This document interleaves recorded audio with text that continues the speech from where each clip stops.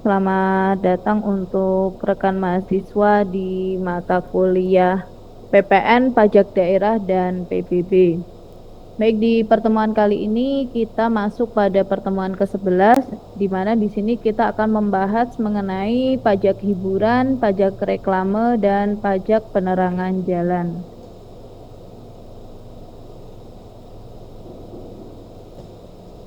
Adapun tujuan pembelajaran kita di pertemuan kali ini diharapkan nanti rekan mahasiswa setelah mengikuti perkuliahan memahami dan mampu menjelaskan mengenai yang pertama ketentuan atau aturan di dalam pajak hiburan, kemudian pajak reklame dan pajak penerangan jalan.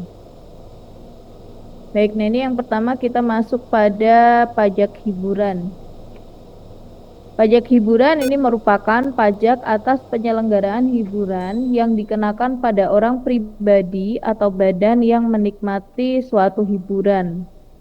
Pihak yang wajib membayarkan pajak hiburan ke kas daerah adalah orang pribadi atau badan yang menyelenggarakan hiburan.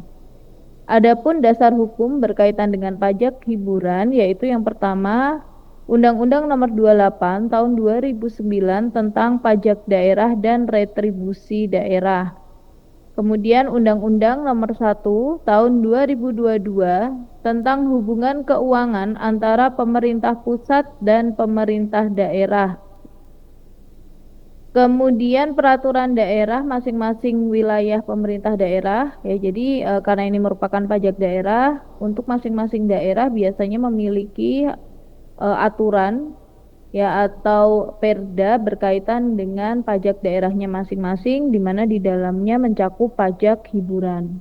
Kemudian ada UU Nomor 1 Tahun 2022 ya, di mana menyatakan pajak hiburan masuk dalam pengaturan tentang pajak barang dan jasa tertentu atau PBJT, yaitu pajak yang dibayarkan oleh konsumen akhir atas konsumsi barang dan atau jasa tertentu. Jadi barang dan jasa tertentu kena pajak tersebut yang akan dijual dan atau diserahkan kepada konsumen akhir. Nah, adapun jenis pajak hiburan ya atau BPJT berdasarkan pasal 55 Undang-Undang HKPD disebutkan bahwa yang menjadi objek pajak hiburan atau yang termasuk ke dalam objek pajak hiburan jenis jasa kesenian dan hiburan yang dikenakan pajak diantaranya yang pertama adalah tontonan film atau bentuk tontonan audiovisual lainnya yang dipertontonkan secara langsung di suatu lokasi. Kemudian pagelaran kesenian, musik, tari, dan atau busana. Selanjutnya kontes kecantikan, kontes binaraga, pameran, pertunjukan sirkus, akrobat dan sulap, kemudian pacuan kuda dan perlombaan kendaraan bermotor, permainan ketangkasan, olahraga permainan yang menggunakan tempat, ruang, dan atau peralatan dan perlengkapan untuk olahraga dan kebugaran. Kemudian rekreasi wahana air, wahana ekologi, wahana pendidikan, wahana budaya, wahana permainan, pemancingan, argowisata, dan kebun binatang. Kemudian panti pijat refleksi, selanjutnya diskotik, karaoke, klub malam, bar, dan mandi uap atau spa. Nah, itu merupakan jenis hiburan yang nantinya akan dikenakan pajak daerah. Selanjutnya ada jasa kesenian dan hiburan yang dikecualikan atau tidak dikenakan pajak. Yang pertama adalah kesenian sebagai promosi budaya tradisional dengan tidak dipungut bayaran. Kemudian yang kedua, kegiatan layanan masyarakat dengan tidak dipungut bayaran. Dan yang ketiga adalah bentuk kesenian dan hiburan lainnya yang diatur di dalam perda. Nah, ini biasanya untuk masing-masing wilayah daerah ini memiliki ketentuan atau aturan berkaitan dengan kesenian ataupun hiburan yang dikecualikan atau tidak dikenakan pajak. Nah, selanjutnya untuk dasar pengenaan pajak dan tarifnya. Nah, dasar pengenaan pajak atau dasar yang digunakan sebagai perhitungan pajak sektor hiburan sendiri ini merupakan jumlah yang dibayarkan oleh konsumen barang atau jasa tertentu tersebut. Tarif pajak hiburan secara umum ditetapkan paling tinggi 10%. Sedangkan tarif BPJT atas jasa hiburan yang ditetapkan dalam kisaran antara 40% hingga 75% diantaranya diskotik, karaoke, klub malam, bar dan mandi uap atau spa, serta tarif pastinya ditentukan oleh pemerintah daerah masing-masing melalui Perda.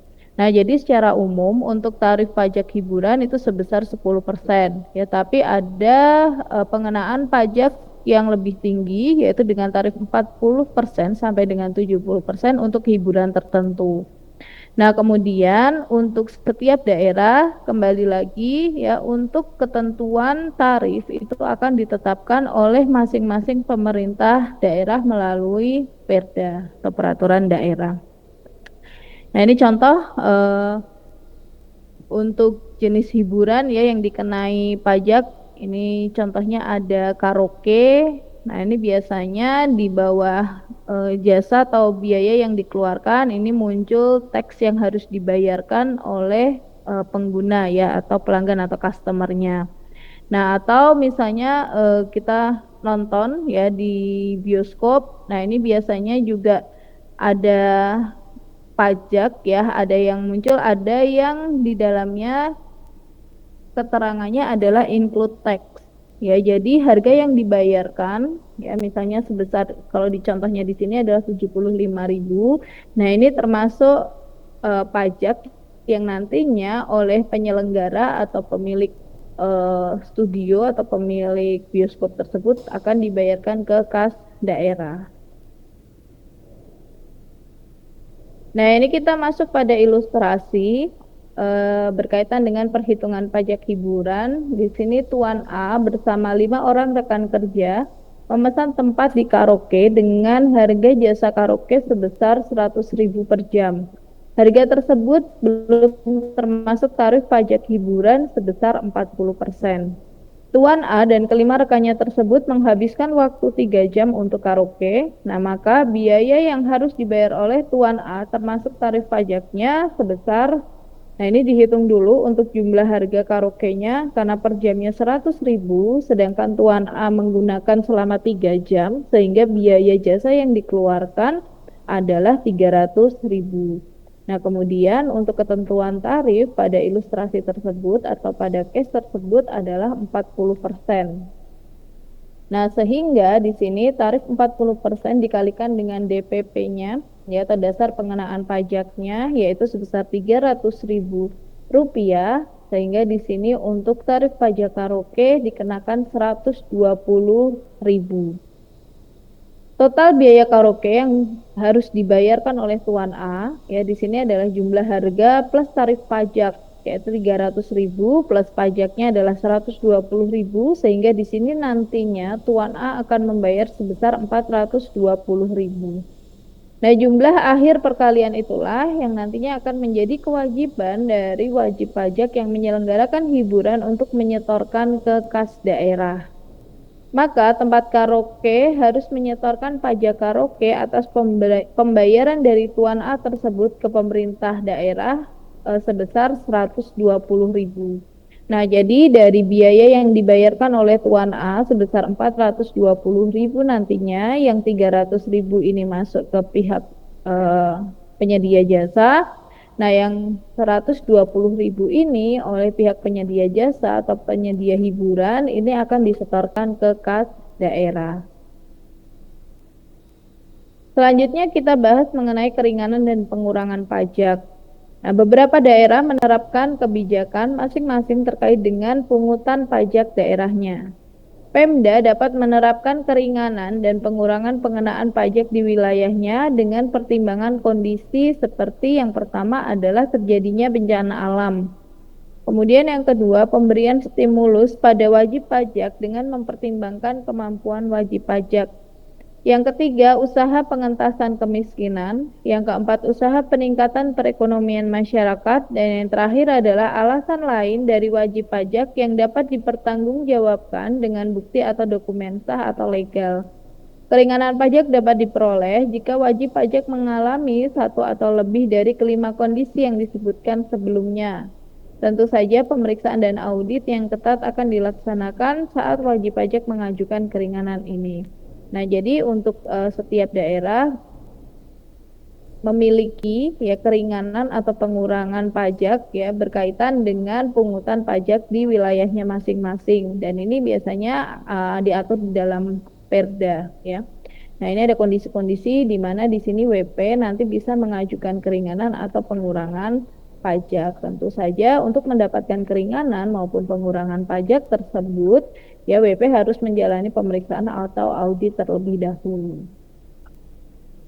Selanjutnya kita masuk pada sanksi atas pelanggaran pembayaran. Nah, apabila kewajiban perpajakan tidak dilaksanakan dengan benar dan tepat waktu, wajib pajak akan dikenakan sanksi.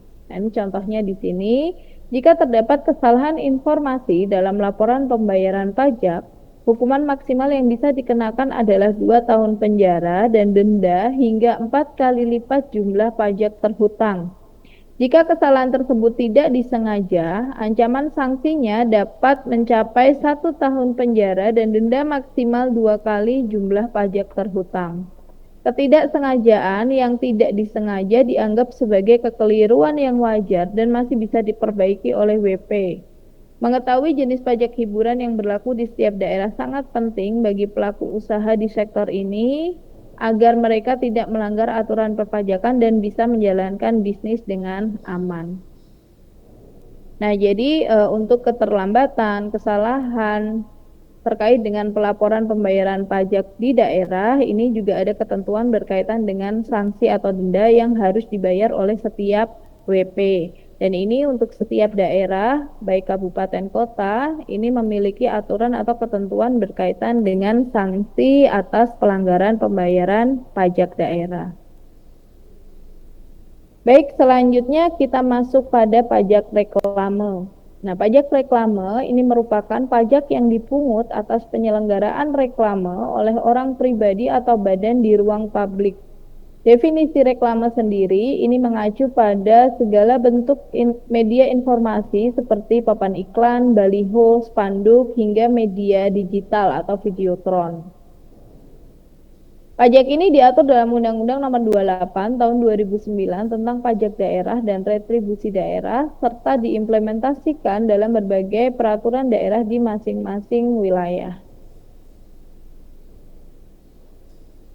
Nah, reklame sendiri ini berfungsi sebagai alat promosi yang efektif bagi perusahaan dalam memperkenalkan produk, jasa, atau kampanye mereka. Reklame membantu perusahaan menjangkau lebih banyak konsumen secara luas, kemudian memperkuat brand awareness, dan mendorong peningkatan penjualan. Namun, setiap bentuk reklame yang dipasang di ruang publik harus mematuhi aturan perpajakan agar tidak melanggar ketentuan. Nah, jadi kalau teman-teman perjalanan gitu melihat papan-papan besar ya yang mengiklankan suatu produk, nah itu dikenakan pajak ya untuk iklan tersebut. Atau ketika teman-teman lihat videotron ya berbagai iklan, nah itu juga dikenakan pajak ya. Terkadang ada iklan-iklan yang memang belum membayar pajak, itu biasanya dilabeli tuh belum membayar pajak reklame.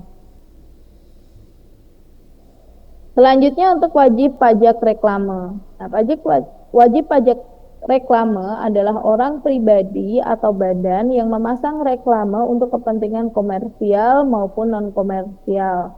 Misalnya perusahaan yang memasang baliho produk atau sebuah organisasi yang mempromosikan kegiatan kampanye sosial. Dalam konteks ini, pemasangan reklame wajib membayar pajak kepada pemerintah daerah sesuai dengan perhitungan yang telah diatur. Nah, jadi untuk wajib pajak reklame ini adalah orang ya baik pribadi maupun badan yang memasang reklame untuk kepentingan komersial. Ya, jadi yang membayar pajak reklame nantinya adalah pihak yang menggunakan jasa ya untuk memasang reklame pada papan-papan baliho atau menayangkannya pada videotron.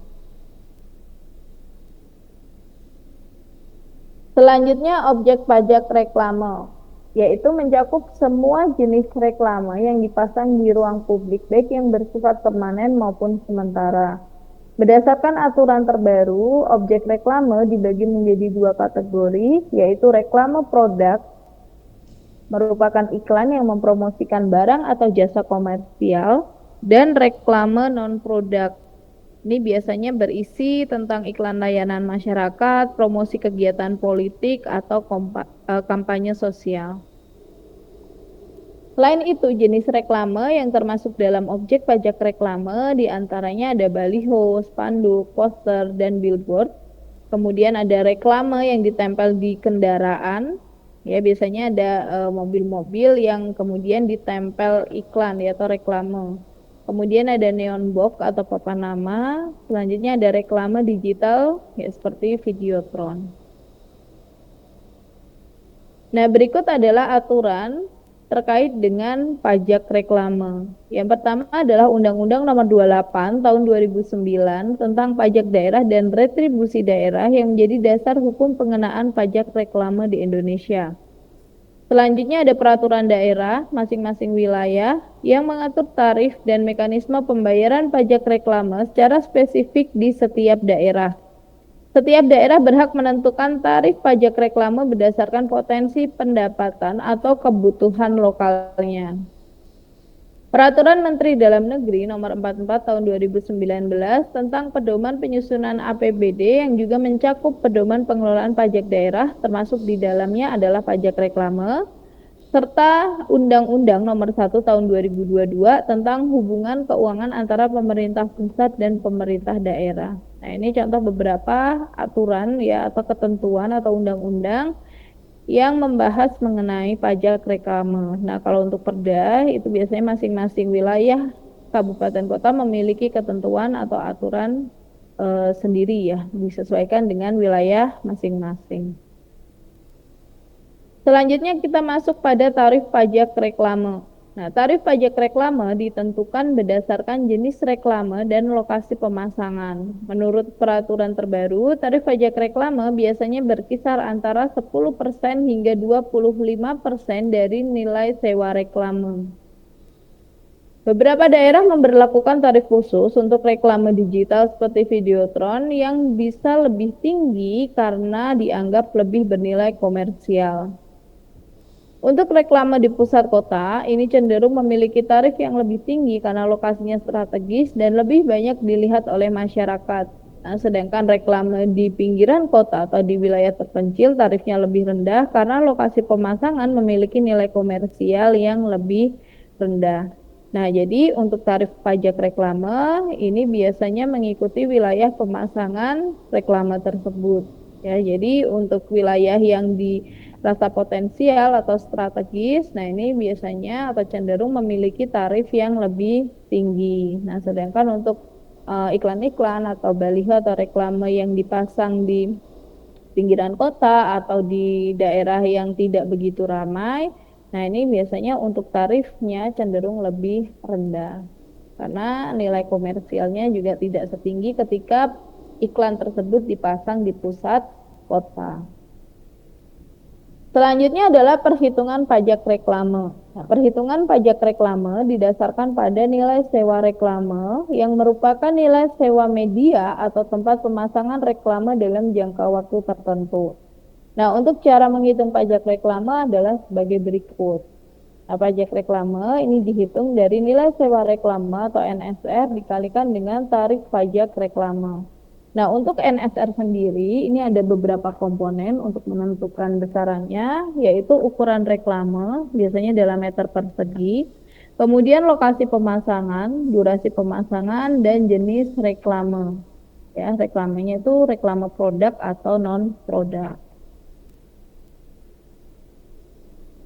Baik, nah ini kita masuk pada ilustrasi berkaitan dengan perhitungan pajak reklame. Nah, di sini perusahaan ingin memasang baliho berukuran 3 kali 4 meter di pusat kota selama 2 bulan.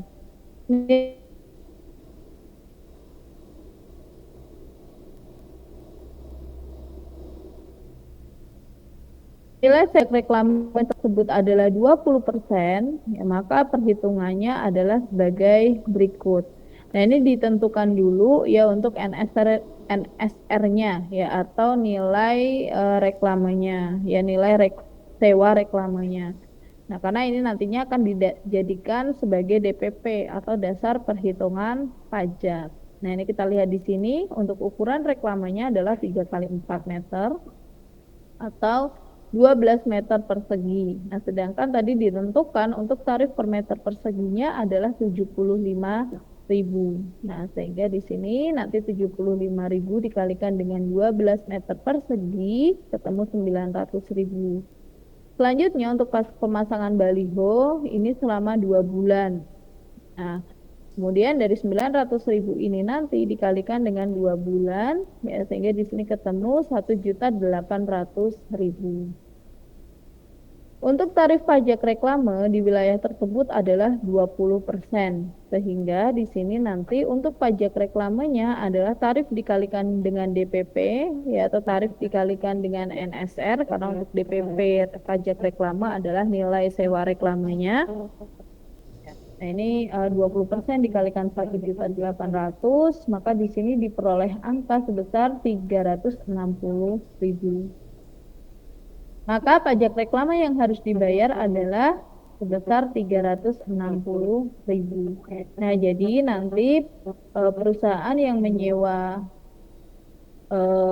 papan baliho, ya, atau baliho untuk memasang iklan di tempat tersebut, yaitu nanti harus membayar NSR-nya sebesar 1.800.000 dan pajak reklamenya sebesar 360.000.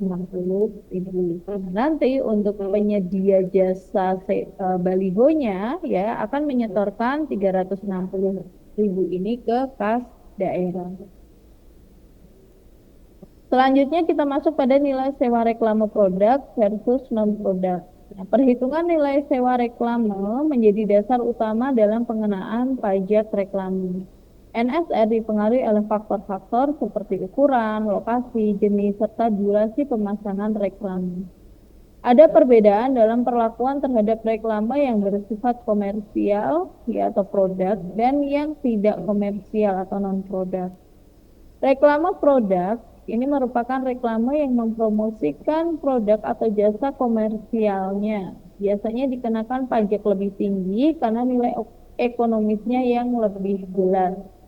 Faktor penentu tarif meliputi lokasi strategis pemasangan seperti di pusat kota, serta jenis media yang digunakan, ya, misalnya videotron atau billboard. Selanjutnya ada reklame non-produk. Reklame yang bersifat sosial, politik, atau keagamaan ini memiliki perlakuan yang berbeda. Dalam beberapa kasus, reklame non-produk bisa dikecualikan dari pajak atau dikenakan tarif yang lebih rendah, terutama jika reklame tersebut tidak memiliki tujuan komersial. Selanjutnya kita masuk pada pajak penerangan jalan. Nah, berdasarkan Undang-Undang Nomor 28 Tahun 2009 tentang Pajak Daerah dan Retribusi Daerah, pajak penerangan jalan atau PPJ termasuk dalam pajak daerah. Adapun definisi PPJ sendiri yaitu pajak yang dipungut atas pungutan tenaga listrik. Tenaga listrik yang dimaksud berlaku bagi tenaga listrik yang dihasilkan sendiri maupun yang diperoleh dari sumber lain. Listrik yang dihasilkan sendiri berarti pengguna memiliki pembangkit listrik seperti solar cell dan lain-lain. Sementara tenaga listrik yang diperoleh dari sumber lain, misalnya dari PLN. Secara umum, di Indonesia tenaga listrik disediakan oleh PLN, maka pemungutan pajak penerangan jalan dilakukan oleh PLN berdasarkan jumlah rekening listrik yang dibayarkan oleh pelanggan PLN. Subjek pajak PJJ adalah orang pribadi atau badan yang menggunakan tenaga listrik terkait. Selanjutnya kita masuk pada penggunaan tenaga listrik yang dikecualikan dari objek PJJ. Jadi ada penggunaan tenaga listrik yang dikecualikan atau tidak dikenakan pajak penerangan jalan. Yaitu yang pertama, penggunaan oleh instansi pemerintah dan Pemda. Kemudian yang kedua, penggunaan pada tempat-tempat yang digunakan oleh kedutaan, konsulat, dan perwakilan asing atas asas timbal balik. Kemudian yang ketiga adalah penggunaan yang dihasilkan sendiri dengan kapasitas di bawah 200 kilovolt ampere, ya, yang tidak memerlukan izin dari instansi teknis terkait. Nah, selanjutnya untuk DPP berkaitan dengan pajak penerangan jalan atau PPJ. Nah, ini karena PPJ adalah penggunaan tenaga listrik, maka dasar pengenaan pajaknya adalah nilai jual tenaga listrik. Nah, berikut adalah cara penetapannya. Nah, apabila tenaga listrik berasal dari PLN dengan pembayaran, maka nilai jual tenaga listrik adalah jumlah tagihan beban tetap dijumlah dengan biaya pemakaian KWH atau variabel lain yang ditagihkan dalam rekening listrik. Apabila tenaga listrik bukan PLN dan tidak dipungut pembayaran, maka nilai jual listrik yang dijadikan DPP dihitung berdasarkan kapasitas listrik tersedia, tingkat penggunaan, jangka waktu pemakaian, serta harga satuan listrik yang berlaku umum di wilayah tersebut. Khusus untuk kegiatan industri tertentu seperti pertambangan minyak bumi, gas alam, maka perhitungan nilai jual ditetapkan hanya sebesar 30%. Selanjutnya untuk tarif PPJ berbeda untuk masing-masing daerah tergantung pada perda yang berlaku. Namun di dalam Undang-Undang Nomor 28 Tahun 2009 tentang pajak daerah dan retribusi daerah, ini menetapkan tarif maksimal pajak penerangan jalan yang dapat dipungut oleh pemerintah daerah setinggi-tingginya adalah 10%.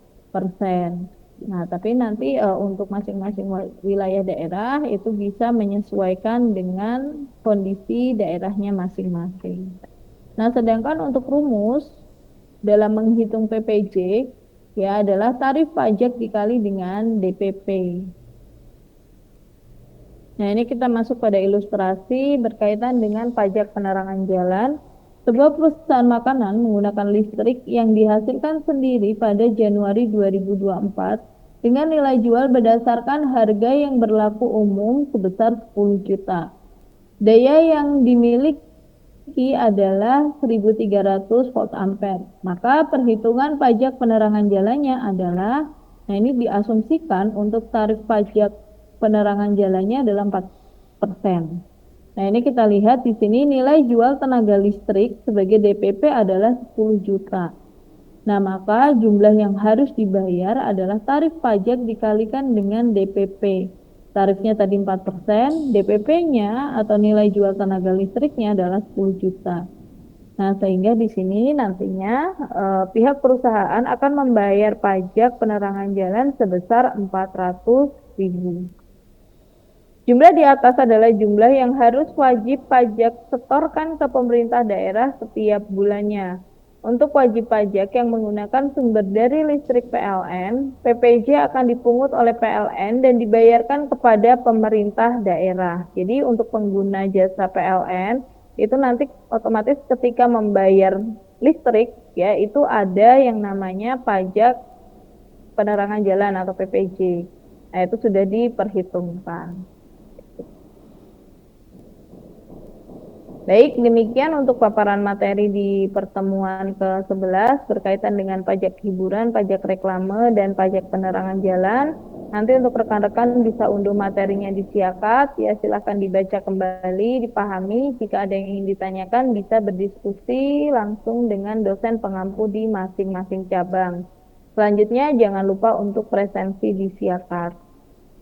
Baik.